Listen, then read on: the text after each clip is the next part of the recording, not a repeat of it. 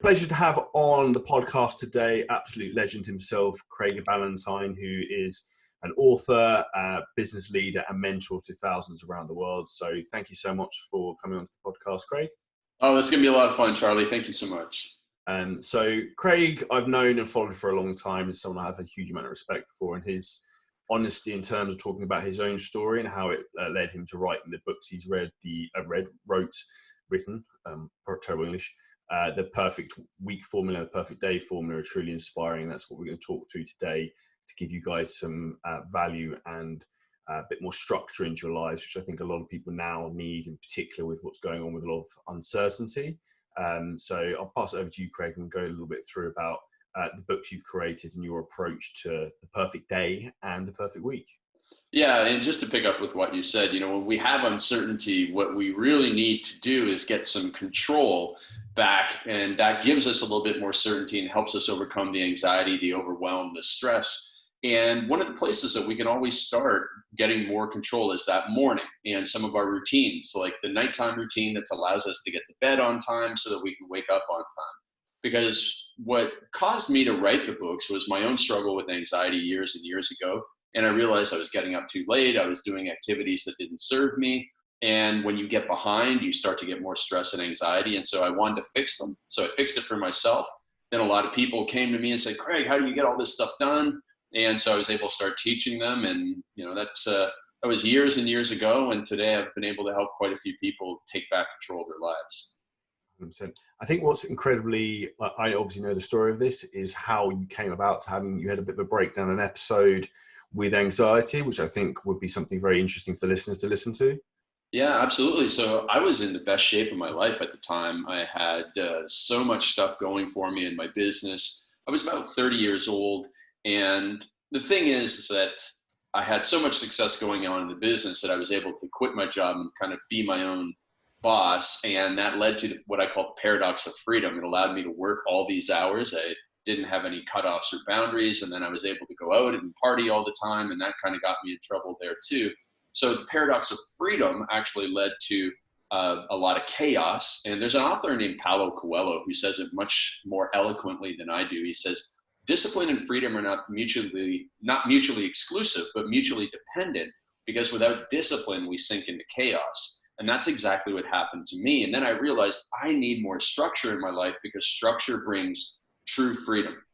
When you have the cutoffs and the boundaries around when you're going to stop work, that allows you to be free and truly present for your spouse, your partner, your children, your hobbies, your health, all of those things. And it's that separation that is very difficult to come by today that I teach so many people, and they're able to compress their work hours from 55 to 35. Helped a good friend of ours, Frank Den Blanken from Holland, do the same sort of thing and realize, oh, this is what's important. And I can either stop doing certain things or offload certain things, or here's how I can correct my bad habits that suck away my time, or, cause me to eat poorly and therefore have low energy. So all of these things can be taken back control of, so that you actually can get more success and less stress and oftentimes from less effort. And this is something I personally found a challenge as similar to yourself. I left a full-time job to go and work for myself, and then suddenly you've got a life of no limits. You can work 24/7 and there are no boundaries, and then you end up pushing the boundaries because you just think you don't know when to stop. And with business and with everything, you can just keep going 24/7 until you start to hit burnout. So something I've adopted from you very much is that, like, having more structure and clear barriers in my day of, at a certain time, there's no more working. You work as hard as you can up until that point, and then close a chapter and a new chapter starts tomorrow, if that makes sense.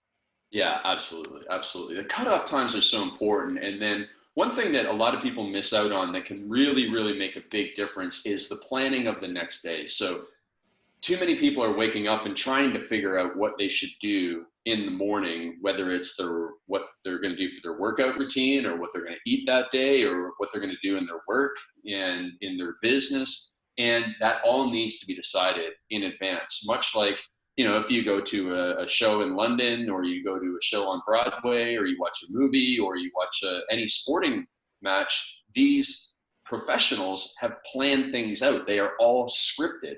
And there's no reason why we can't script our days. Again, that structure in the day, and it might sound like, oh, I don't want this discipline structure. No, we do want it so that we can actually have more free time. Because if you kind of do things by the seat of your pants, as they say here in North America, you often end up wasting a lot of time that's very inefficient. So we want to be scripted and stick to that script, and you'll have more of that freedom.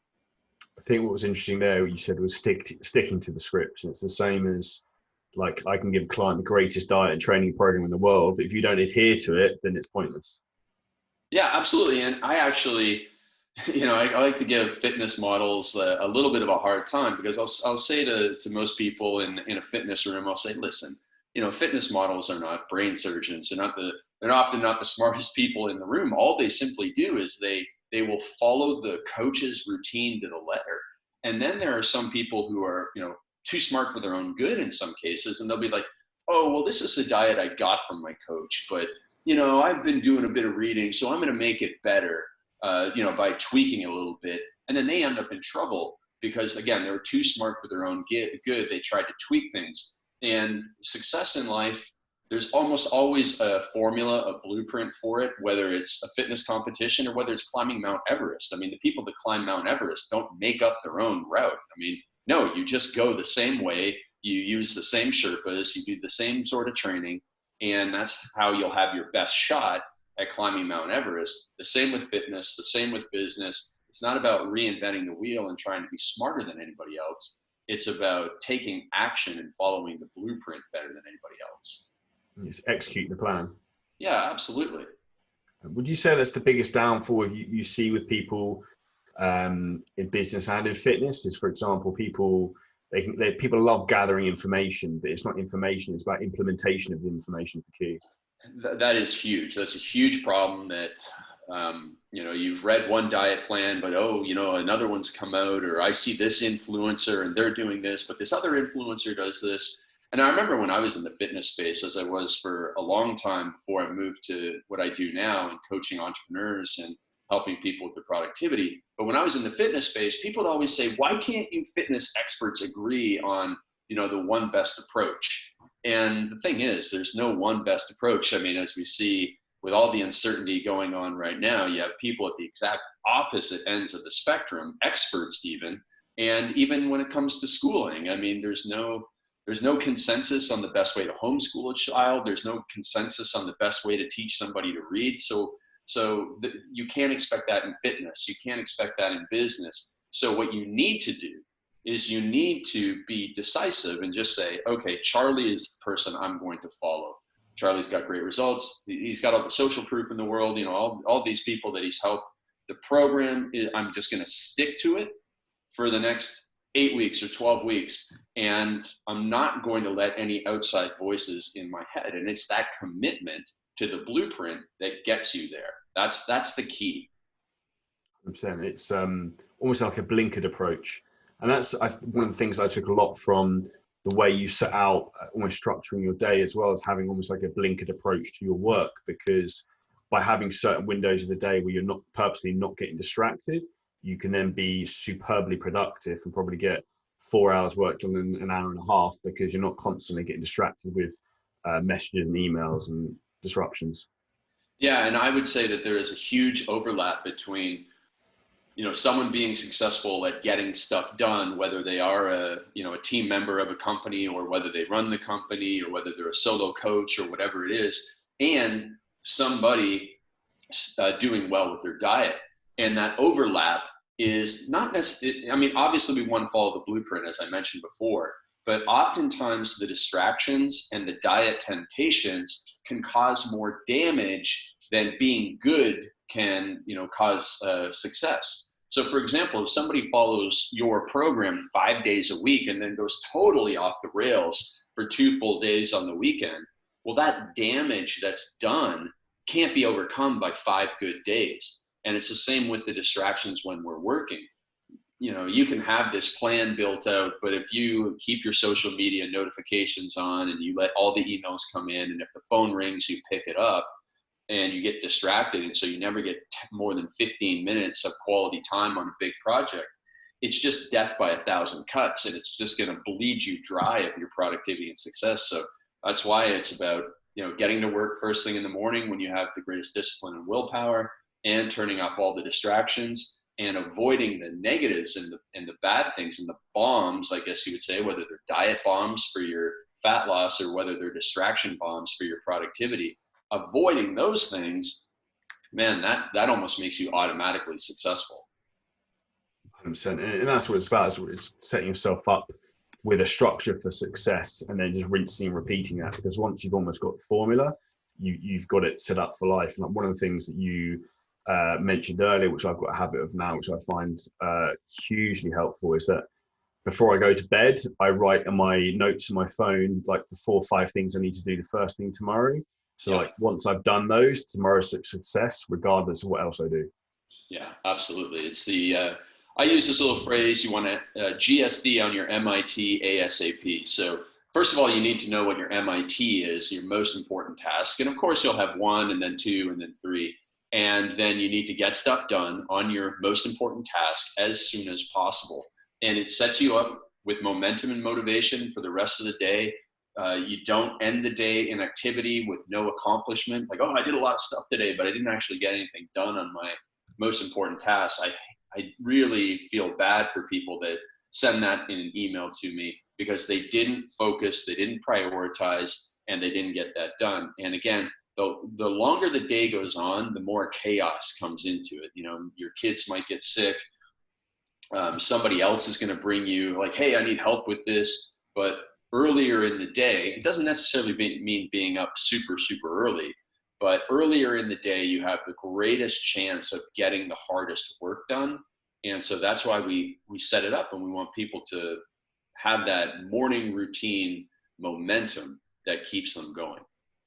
It's one of those things when you listen to something and the penny drops. I heard Alex Ramosi say that most people think the most valuable thing you have is your time, but it's not your time, it's your attention.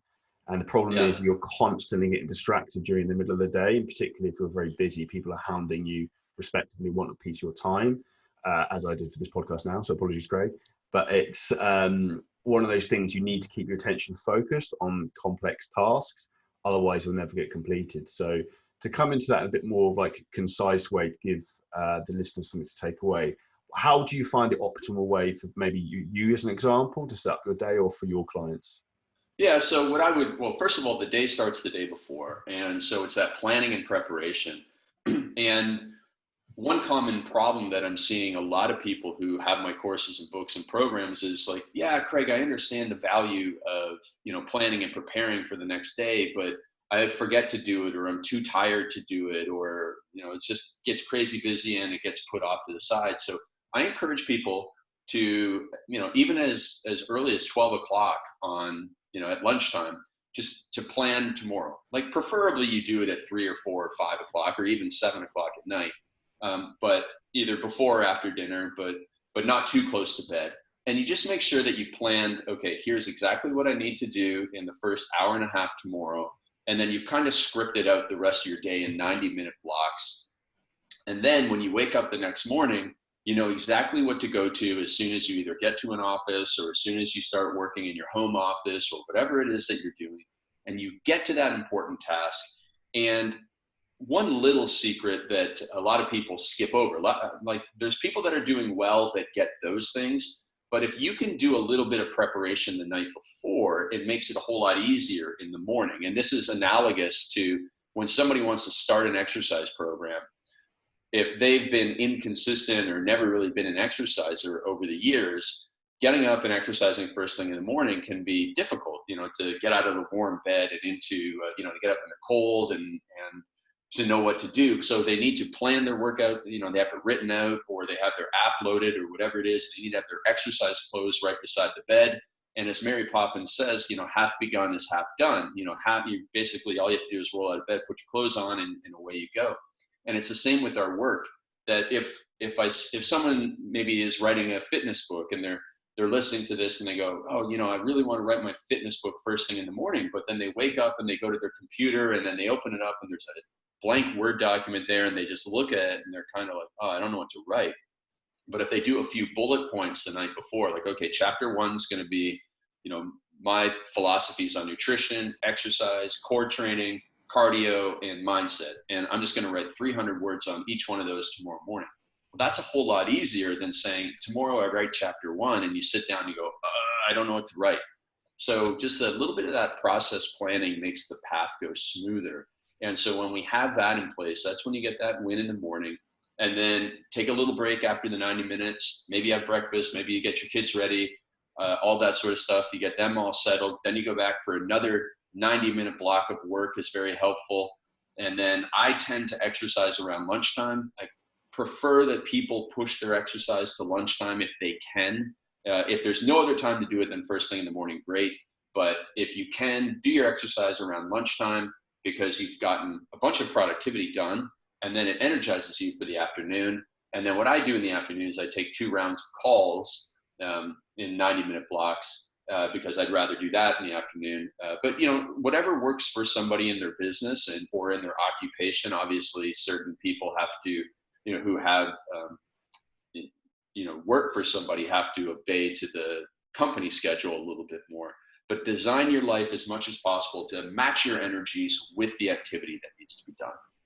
So something I think, something you said then that was very interesting was 90-minute blocks. So that's something I say to my clients a lot, because obviously a lot of them are working at home at the moment. I'm saying to them, look, I don't care who you are, you cannot consciously focus intensely for more than 90 minutes.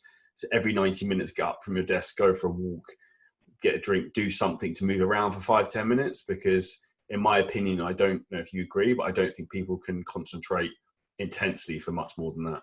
No, I don't think so either. I agree with you there. And some people might only do the Pomodoro technique is very popular, 50 minutes on and 10 off. Some people do 25 minutes on and 5 off. Really, at the end of the day, like almost anything else, it's a self-reflection and introspection that helps you identify, what am I good at? Where am I most productive? And I call this finding your magic time. So I teach people to do a little thing called a time journal, where they'll sit down and just write down what they're doing over the course of the day, every 20 or 30 minutes, and what they're feeling at that same time. So there's a little bit of cause and effect. And you might find at 11 o'clock in the morning that you're scrolling through Facebook and all the other ones because you're bored. Okay, well, we need to circumvent that problem. Maybe we go for a 5-minute walk, or maybe we go have a coffee or something. But then we also find the time of day when you're 3 times more productive, creative, and energetic. And I call that your magic time. That might be at 8 in the morning. It might be 2 in the afternoon. For some people, it might be 7 o'clock at night. And you identify that time, and then you do your best to do important work inside that magic time. And it might not be, possible 5 days a week, but even if you can do it 2 or 3 days per week, you'll start to see really big improvements in your productivity. And you'll be able to go, wow, I was able to actually get all my work done today in fewer hours because I matched it to my energy and to my mindset and focus. And as you mentioned before, the attention. 100%.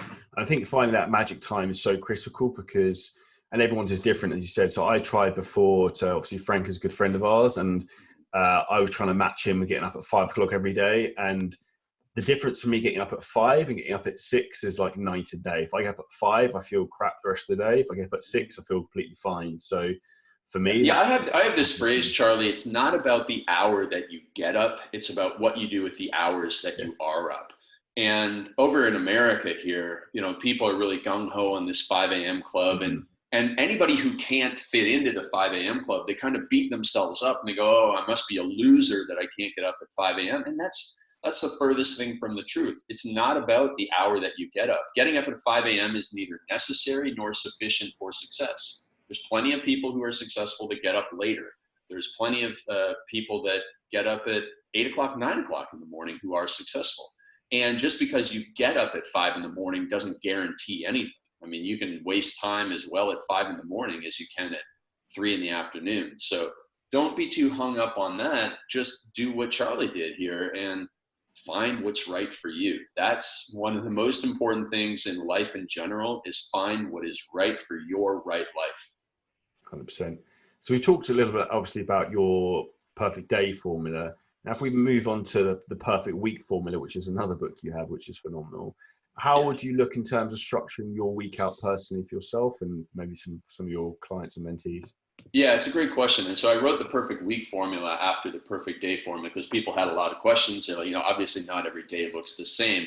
And that's a big message that I want people to understand. Not every day has to look the same. So we may have grown up where our parents were 9 to 5, Monday through Friday in most traditional jobs, but that's changed so much today. And so you might work 10 hours on a Monday so that you can work 2 hours on a Friday.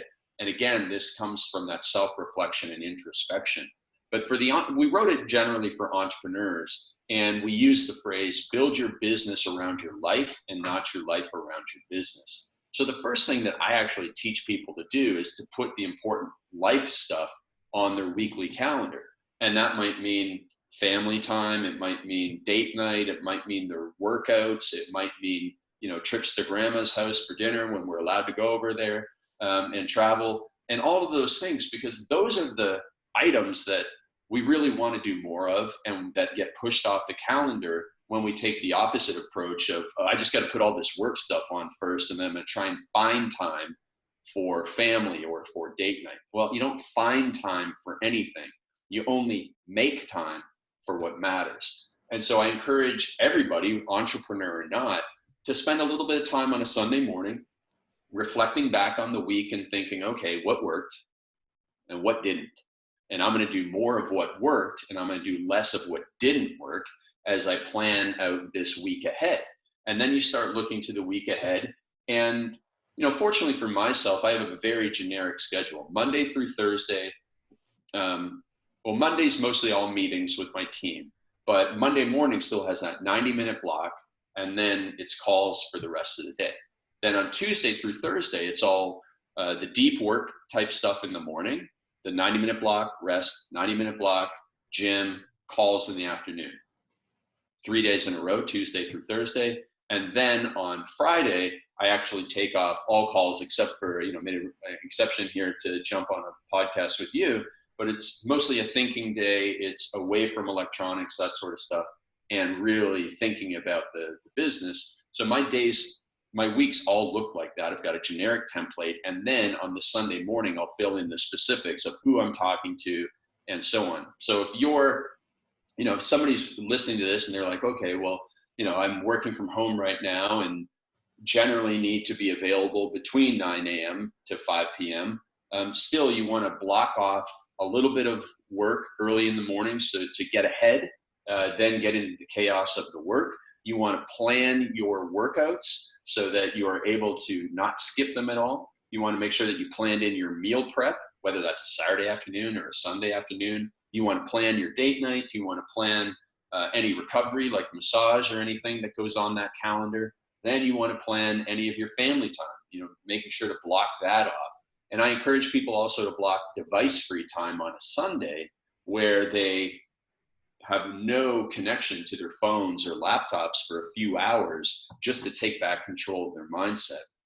And the last thing I'll say on this is just make sure that you do your planning on a Sunday morning. And this is a great tip I got from a guy named Robin Sharma.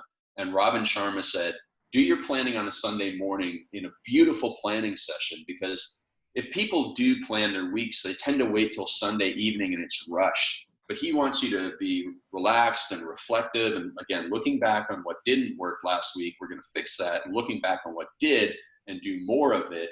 And then you're just going to, like, anytime you can feel ahead of something, anytime you can be proactive, you're going to feel less stress. But anytime you're reactive and planning last minute or figuring things out on the fly, you're going to have a higher level of stress. And so that's what this is about, is getting ahead and scripting out what success looks like to you. So I think it's some very solid advice there. And in terms of your weekends, do you structure those, Craig, or do you block out, as you said, downtime? They are kind of sort of structured in that I do work for 90 minutes on a Saturday morning, and then Saturday is my fully off day. So whether it's a trip up to, we're going to the ski hill at Whistler this weekend, or whether it's, just a fun trip around Vancouver where I live, doing stuff like that. And then on Sunday, I start to get client check-ins, and I just love to spend Sunday morning reading some of my top client check-ins. And then generally Sunday afternoon's pretty low key as well. So that's how it is when, especially during these times when we're kind of restricted in our movement. But I do like to do a little bit of work in those morning sessions. I don't like to get away from it too much, and I generally stick to my bedtime and wake up time on the weekends as well. My girlfriend is, I'm fortunate. I was blessed to find a girl who liked to go to bed early too, so we aren't too off on our calendars and schedules. Question for you, because I think it'd probably be a similar answer to myself. Do you do a little bit of work on the weekends, for example, because you find that helps control anxiety of worrying about what's going on, or? Um, well, yes. I also really, really love to write. And so because I sit behind a computer, people, I can get a hard time from like when I visit my mom, she's like I'm behind a computer on a Saturday morning, which isn't normal, but it would be like if somebody stopped me from writing, it would be like saying to Picasso, "Oh, you're not allowed to paint on the weekends." Because for me, writing is an expression of art. It just happens to be behind a computer, which makes it look like you're just answering email. So I'm a little bit cursed that way, but I just love to write. I've tried to stop writing. I've tried to stop writing business articles, and I can't because I just have this information that I want to share with the world, and it gives me great pleasure. So it would cause me anxiety if I was stopped, prevented from writing. It'd be like saying Stephen King, like you're not allowed to write any more books. Like that wouldn't be right. And so that's the reason why I do that. Although I have my assistant clean up my email before Monday morning. So, Monday morning, a lot of people can go back to their computers and it can be very hectic with all the emails in there. So there's a couple of tricks. One, I'm fortunate enough that I have an assistant that I've trained, I trust, and she can go in and arrange all my emails into the particular folders. So when I go in, there's not a lot. Now, if you don't have that option, there is something called Inbox Later. And I think there's other tools that stop the emails from actually showing up in your inbox until a certain time. So if you would like to open up your computer and do a little bit of work and send out a couple of emails at 8 o'clock on a Monday morning, but you don't want to go in there and see 53 emails sitting there, you can actually set up Inbox Later so the emails wouldn't show up until 8:45, and you'd have that 45-minute block of being able to send a couple emails out. So there's pretty much a hack for everything. And that would be one way that if I was a corporate employee, I'd try and get permission around that to see if it was possible to keep my email load down so I don't have that anxiety on a Monday morning. But those are the things that I do. And in answer to your question, they are to reduce anxiety, just in a little bit different way. That Inbox Later is genius, because that's one of my things that I find is my biggest tip for first thing in the morning when I want to get into work is I don't check my messages, don't open email, because Right. I'll see something and my attention's completely gone, or my mood could get thrown by something. So that Inbox Later is genius. Yeah, and once in a while, especially if I do a call that goes right till 5 o'clock, which is when I tend to shut down. Sometimes I forget to close my email when I shut my computer down, and I'll wake up the next morning and when I'm ready to start work, I'll open it up and it'll be open to my email, and I'll see the emails and I will get sucked into it. That happens like once a month. So the Inbox Later could certainly help me as well. But usually I'm pretty good and I just stay out of it. And that was actually, you go all the way back to when we talked about those anxiety attacks, Charlie. So when I had my really worst year, I was getting up at 7:30 in the morning and I was immediately rolling over and checking email in bed. And I mean, I couldn't imagine anything worse than for somebody anxiety wise in the morning than to get up at a time that feels later to their natural wake up. Like I'm naturally like, I got to get up before 6 a.m. just because I want to do everything in the morning, everything. I want to work out. I want to work. I want to go for a dog walk. I want to have a coffee break. I want to do all these things. And you can't do that if you wake up at 7:30 or 8 o'clock. You're going to be too rushed. So I was getting up at a time where I knew it was too late for me. And then I was doing probably one of the worst things you could do, which is go in your inbox. And even if you had 100 sales notifications and only one person saying, hey, I don't like you, or I don't like your program, or I want a refund, all that you're going to think about is that one email. And you take it personally, get pissed. And then I spend the next 3 hours like thinking of like a George Costanza comeback, like, oh, this is going to be hilarious. Oh, and it's like you can't get that earworm out of your head. And so, yeah, I was doing the worst things. And so one day I said, enough is enough. I'm going to get up 5 minutes earlier tomorrow, and I'm going to wait 5 minutes longer before I check my email. And I didn't do this every single day. It wasn't like I went to 10 and 10 and 20 and 20. No, I just did that for a week. I got up at 7:25 and I didn't check my email till 7:35. And then the week after, I went to 7:20 and 7:40. And it worked for me. I stuck to it. Because one of the big mistakes that a lot of people make when they hear about the 5 a.m. club, or they hear about getting up early, or they hear about, stopping this or doing that, is they go all in and they go from waking up at 8 in the morning to trying to get up at 5. And listen, that works, when you have a flight to Ibiza or something for a holiday, right? But, it doesn't work 5 days in a row.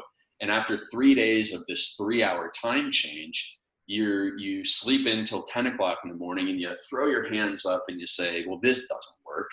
And then you go back to your old habits. But if you do it a little bit at a time, it becomes very, very easy and you build up the tolerance. So eventually, by doing that 5 minutes at a time, I was eventually getting up at 5:30 in the morning and not checking my email until 9:30.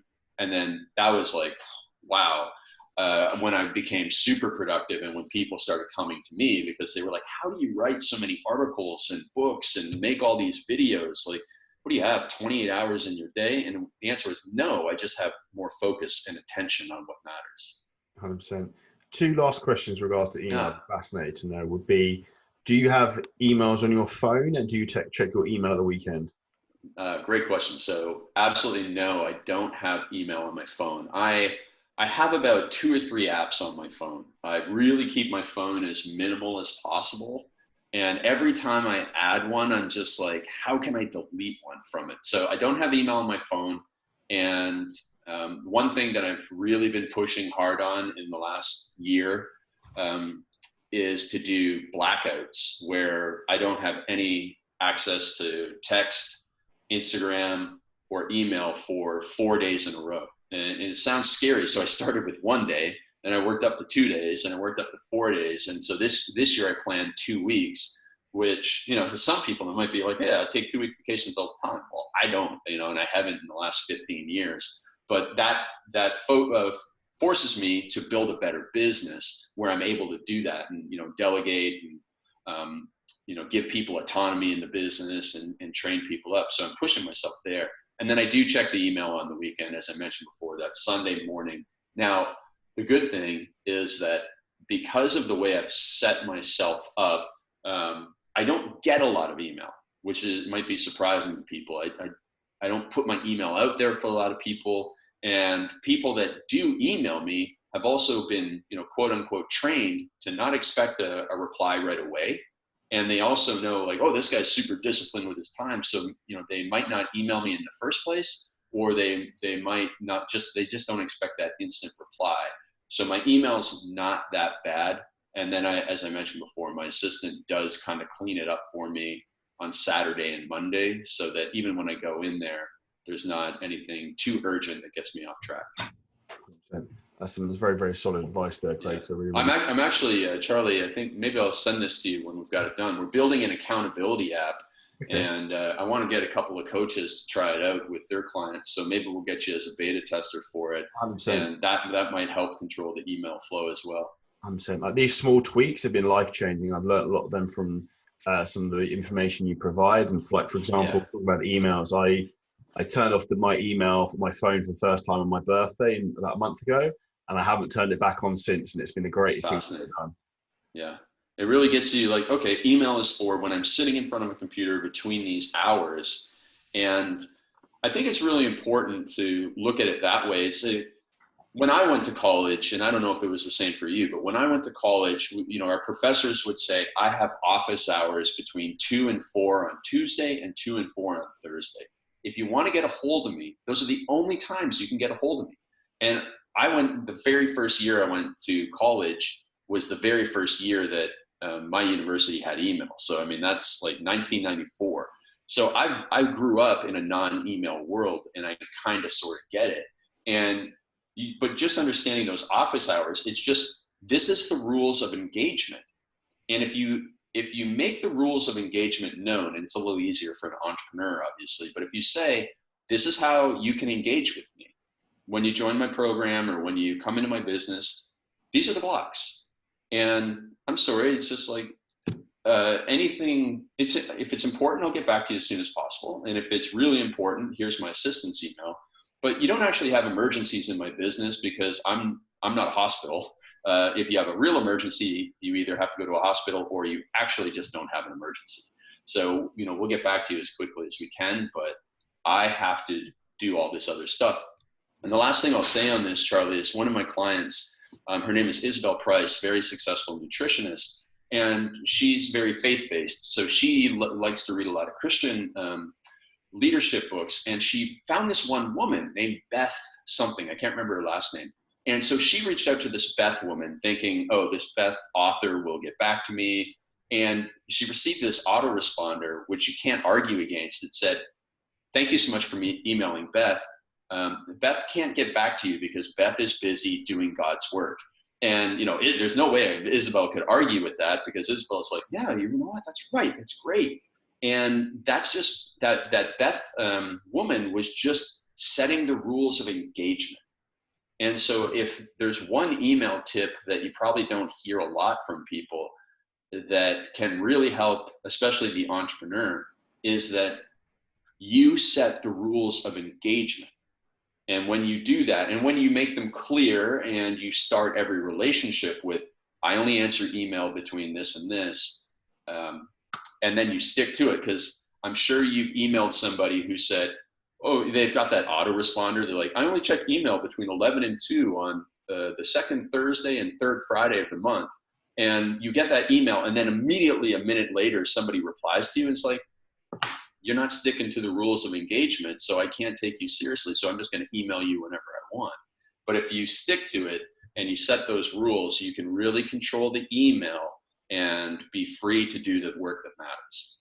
100%. It's just taking back Craig control of your life and absolutely the inflow of information to you. So we'll wrap that up there, Craig. I really, really appreciate that. I want to be respectful of your time. So there's a huge amount of value and insight in that, which will help everyone in terms of structuring their day and their week going forward and controlling anxiety in their life. So for anyone to find out a little bit more information about you, Craig, and some of the products and information you provide, where's the best place to get in touch? You can hit me up on Instagram. I do check that 6 days a week. So Instagram is Real Craig Ballantyne. And then we're going to give everybody a copy of my Perfect Week Formula book, the digital and audio book. We're going to give a link for everybody to download that. There's no opt-in required. You can just go and get the audio book or the ebook, whatever you prefer, because I want to get this information in the hands of as many people as possible. 100%. So hugely thank you for that. The book is incredible. So it's something I would definitely suggest everyone downloads and listens to, or either reads. So appreciate your time massively, Craig, and I hope you have an absolutely amazing day, and I know you'll have a hugely successful 2021 helping thousands of people around the world. So thank you very much. I really, really appreciate you. Thanks, Charlie. This was a lot of fun. So that was an incredible episode of the Shredder Show with Craig Ballantyne. Craig is literally one of the best in the world when it comes to organization, structuring your life, and helping you become the best version of yourself. So obviously the Shredder Show is mainly about fitness, but I want to help everyone level up in all areas of their life, be more organized, more successful, more happy, and ultimately become the best version of yourself. So as Craig said, there's a free copy of his book to download underneath the podcast here. There's also 4 ways in which I can help you, one of which is booking a free 6-pack strategy call with myself and the CJO coaching team to discuss with how we can help you in 2021. We've got the free CJ Shredding Squad Facebook group in which I'm sharing daily tips and information to help you, so make sure you join that. And we've also got my free Absolute Abs training course. So if you check out the information below the podcast, we can help you become the best version of yourself in 2021. If you found this podcast inspiring and helpful, which I'm sure you did, to help you become the most successful person you can this year, regardless of the global challenges, make sure you share this podcast, your stories, share it with a friend, and tag myself and Craig. Hope you have a wonderful day, and here's to a successful 2021.